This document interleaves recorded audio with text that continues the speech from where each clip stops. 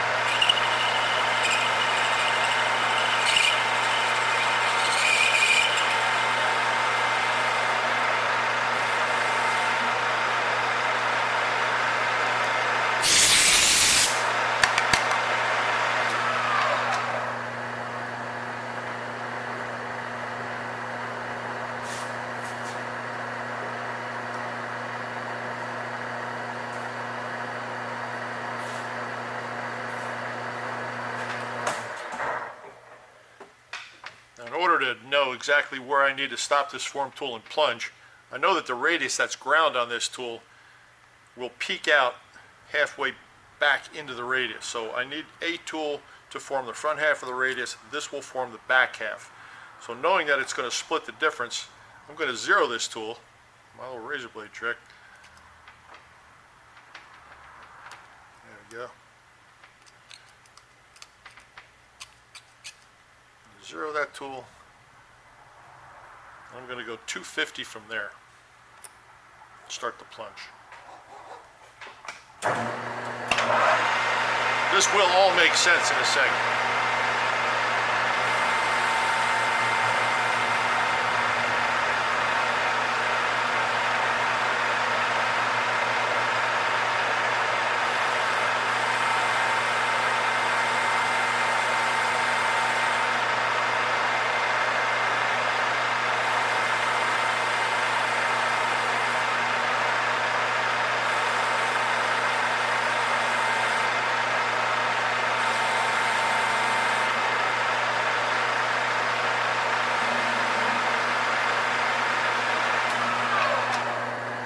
slow down the RPM to stop the chatter.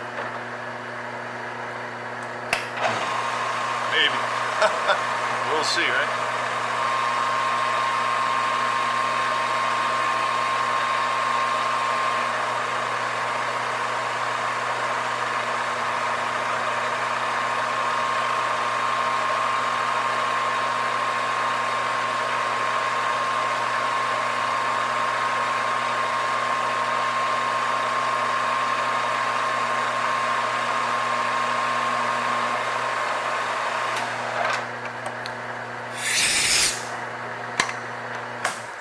That's a pretty good bite.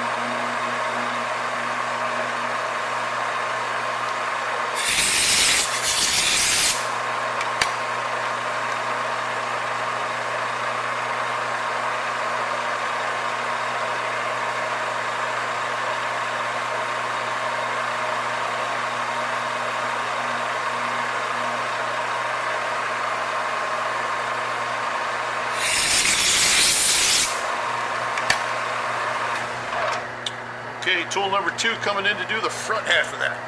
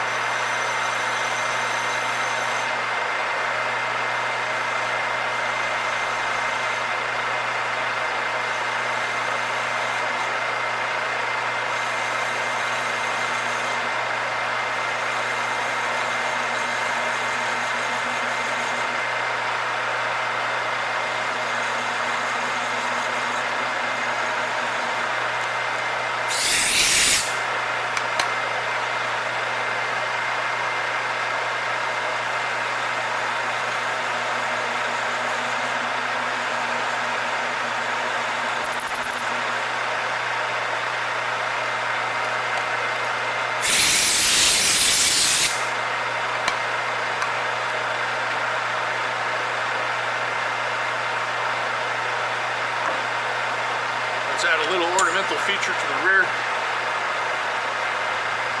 About halfway out, just a nice little step.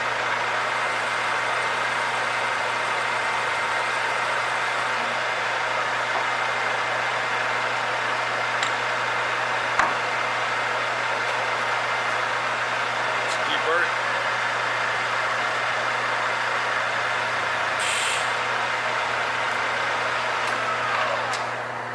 Time to polish.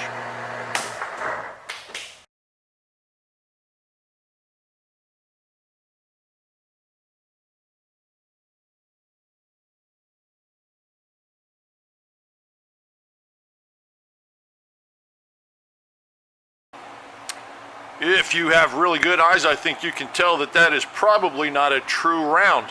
And if you're like me, it bothers me. So I'm going to take a dust cut on the OD of that, make it exactly 500. It's going to be a little flat spot right in the middle. Let's see if I can do it. No, I can't do it. There you go, right on the top. And so it's going to be a very small flat spot. That is going to be my driving diameter. I'm going to go for 500 there, and not a new 250 form tool set up.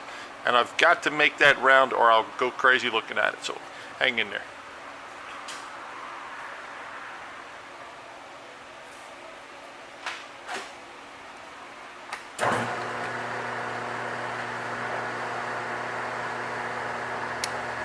.34 coming off.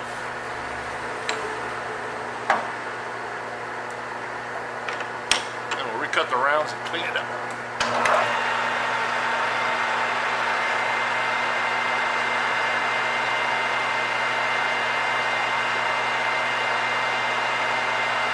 rocking the carriage back and forth so the tool picks up the high spot of the round feature.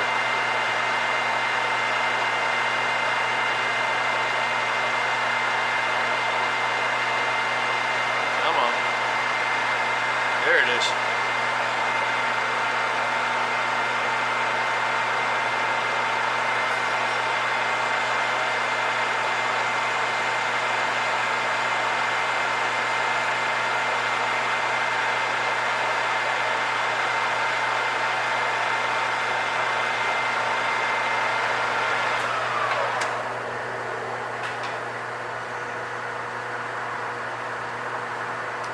Five more. 505.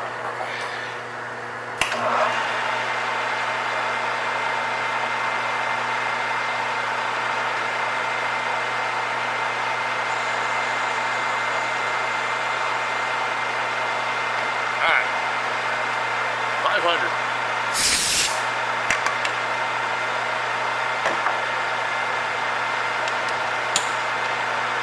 Now the 250 tool should be flush to the front and flush to the OD to give a true radius. Now let's see what happens.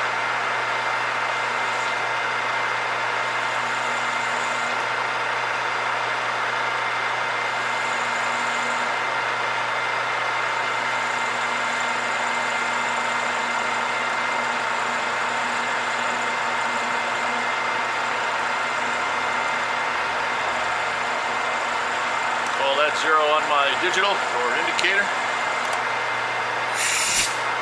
Now I'm going to move in on the cross slide just a hair and you're going to see the OD clean up, getting closer to the middle.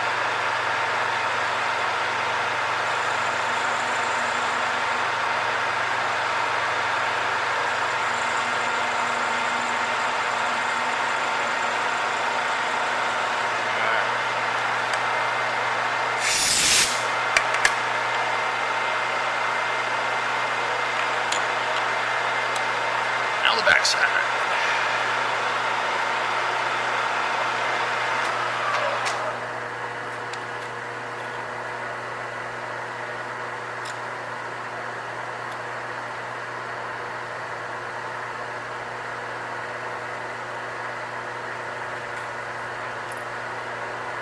The inside edge of the tool, I want 250 back.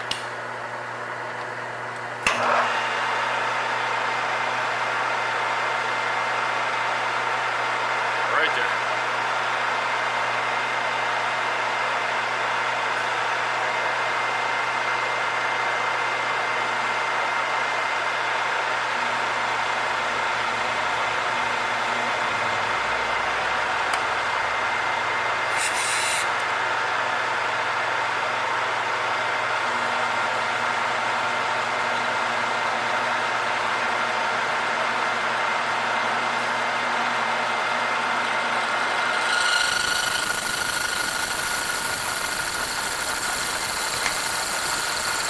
Now, if you can hear the squeal, it is chattering, and the best way to take that out is to let the machine coast to a stop.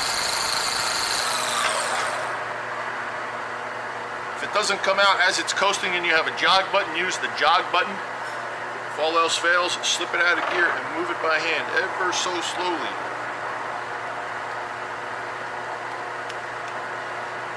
Chatter is usually caused by bounce, and if you don't have RPM, you're not going to have bounce. It'll just shear it off. So let's start there.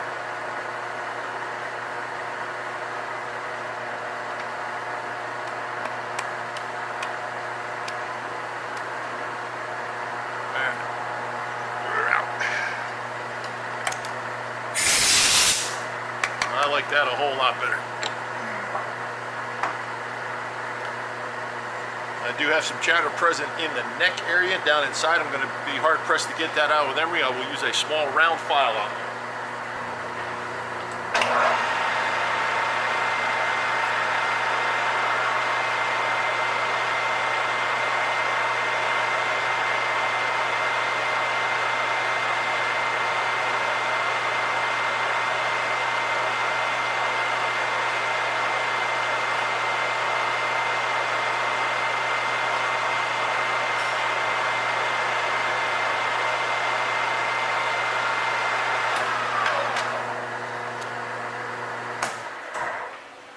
I have found if you're going to use a file on a piece, especially a round file, spin the file. I know you can't, I don't know if you can see that, but spin it. As you feed it, spin it. That way you're not using the same track on the file, and the chances of you getting a better cut are much better. This looks a whole lot better than it did. All right, let's shine it up and move on. I'm going to start off with some 240 emery. Gently.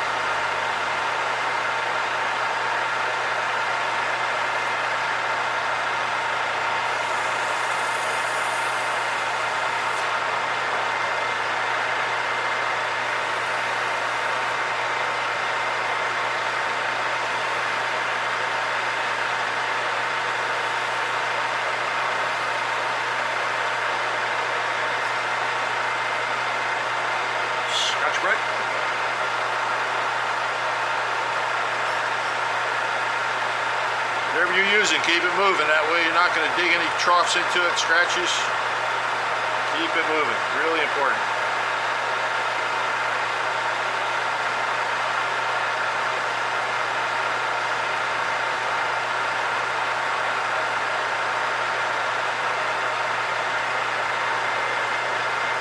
And before you start to polish, make sure you take the emery dust residue, Scotch-Brite residue, take it off the part.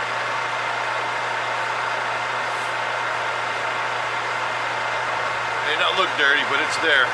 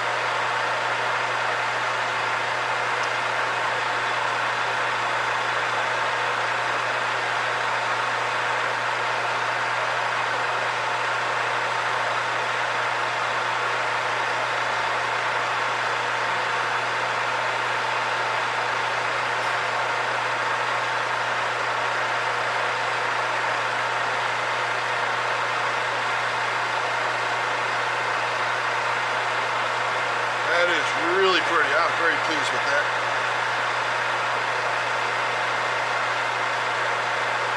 Very pleased.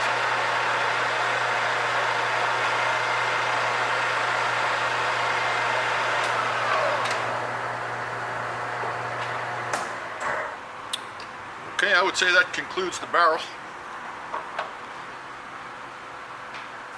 I am very pleased with that. That is absolutely gorgeous. I'll put it across the buffer and I will buff out the area where the trunnion, I believe that's the trunnion, the pin that goes across that the barrel pivots on. And let's take a look at it.